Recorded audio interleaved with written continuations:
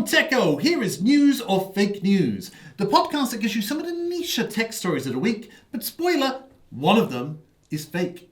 Can you tell which one? I'm Natalie Haywood, and with me are... John Kelleher. Imogen, Mower. So today we're looking at headlines from the last week, but will John and Imogen be able to guess which isn't news at all? So today's stories: Twitter is launching Twitter Shops, there'll be a FarmVille Nintendo Switch game, and Vimeo is making users pay either thousands of dollars or leave the platform completely. Blimey. What's the first one? Twitter is launching Twitter Shops. Shops? Shops, as in Going to the Asda. shops. Yeah? Okay. What's that about? Twitter How's it Shops? work? Is it like Facebook Marketplace? So it's a bit more like Instagram. So you know how Instagram shops, you can see the products at the top. No, I don't. I don't. Adverts? Instagram. Not advert. Gosh. So basically, they're allowing brands to show up to 50 of their products at the top. So you can go into a brand. So if you liked, what's your favourite brand? If I spotted my favourite brand. What's your favourite What brand? is my favourite brand? Star Trek. There we go. What are little figurines called? Action figures. Action figures. So say you had a really favourite action figure creator, you could go onto their Twitter page and see up to 50 of the best curated action figures. Okay, and can you buy there and then? So you can click, but it's a browser, but you don't leave the app, but you do leave the app. It comes up as a browser, if you know what I mean. Okay, in that browser? Yes. Yep. Okay. So what you're telling me is Twitter has identified that there is money available in e-commerce and they want some of it. Except they're not going to be making money off it. Because all of the transactions happen off-site? Yeah. Right. Is that the same as Instagram? I think Instagram you can do it through. Through the app What's the itself? point then? What are they gaining? What are they gaining? Monthly active users, or daily active Yeah. users even, because they're struggling with daily active users and they have been for years. So Facebook. Yeah, okay, that could be it. Interesting. So I think that's true. There also is going to be a FarmVille Nintendo Switch game. So Zynga, the company FarmVille's behind awful. Farmville's Facebook's FarmVille, is collaborating with Nintendo to create a Nintendo Switch version of the game, and it will come out in October later this year. From what I remember of FarmVille, it was like a really rubbish game on Facebook. This one is going to have a storyline that players will be able to navigate through. Huh? It's going to have a storyline, apparently. It's like campaign mode, yeah?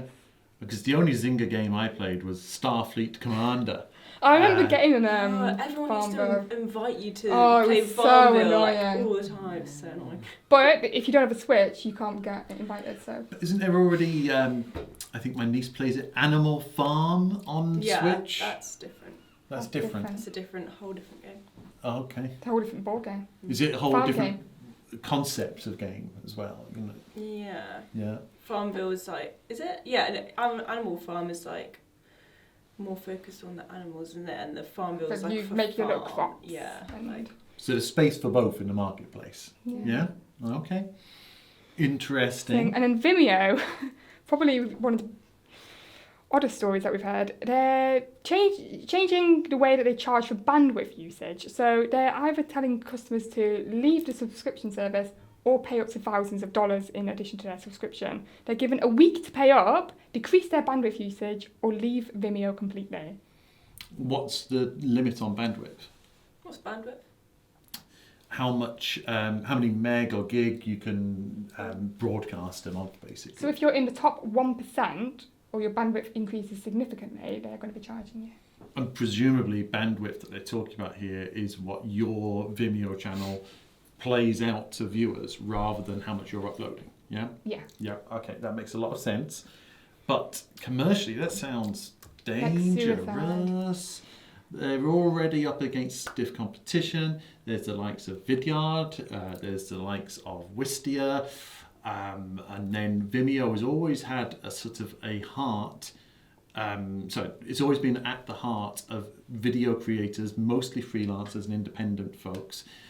Slapping them with a whole load of extra cash for anyone who watches their videos sounds risky. Let's get this straight.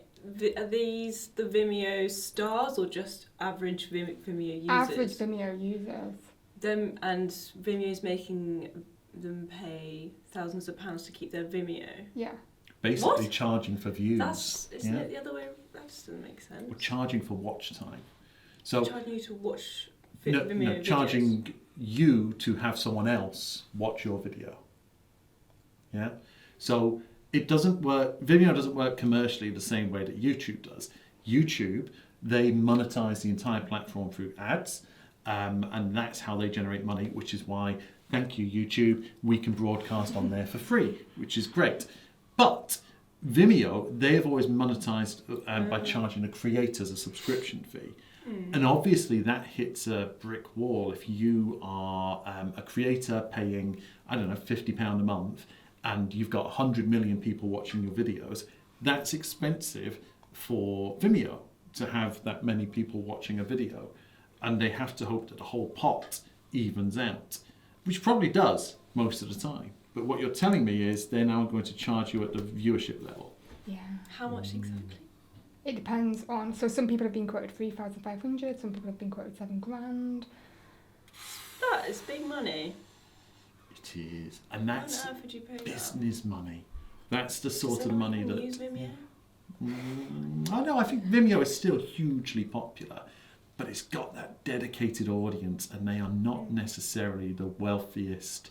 They're a wealthy demographic, absolutely, but they're not necessarily the big spenders who would spend $7,000 or so. And if you have got that sort of budget, why wouldn't you go to a more corporate solution? But is it true? Oh, I could believe it. I could believe it. Okay, so we have got Twitter copying Facebook without getting any copying Instagram without getting any cash for it, because they're desperate for daily active users. We've got FarmVille coming to the Nintendo Switch, and we've got Vimeo charging people who have built the platform. Okay, this is a tricky one this month. It is. So let's look I at think it's between FarmVille and Twitter. Oh. Interesting. Your reaction is very surprising as well. Maybe she's trying to put me off.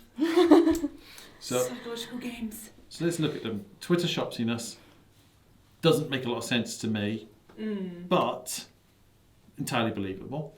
We've got porting a successful game from one platform onto another, but onto a platform that doesn't feel native for that sort of thing. And then we've got, what's the third one? We've got Vimeo. We've got sabotaging your own growth. I'm going to say sabotaging your own growth is true because I can believe that they've done some analysis of that.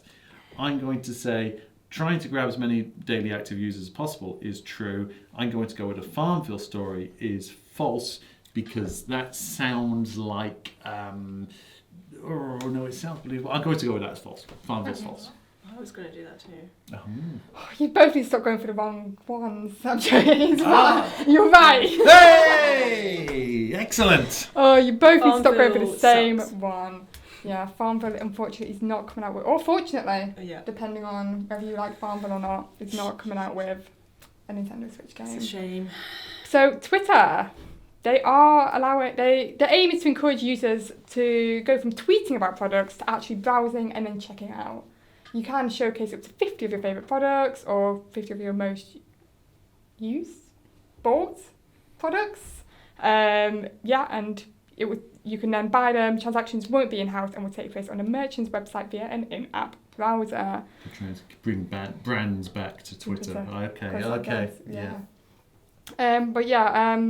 With the Vimeo story, there was a customer that was using it that was paying around $200 a year for Vimeo and posts videos that average around 150 views before being contacted by the company and being told to that she had a week to either get off the platform, increase her bandwidth, or pay $3,500 a year.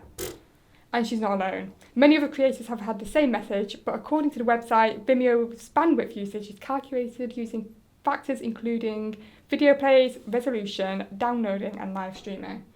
So if you're in the top 1%, you're going to get screwed.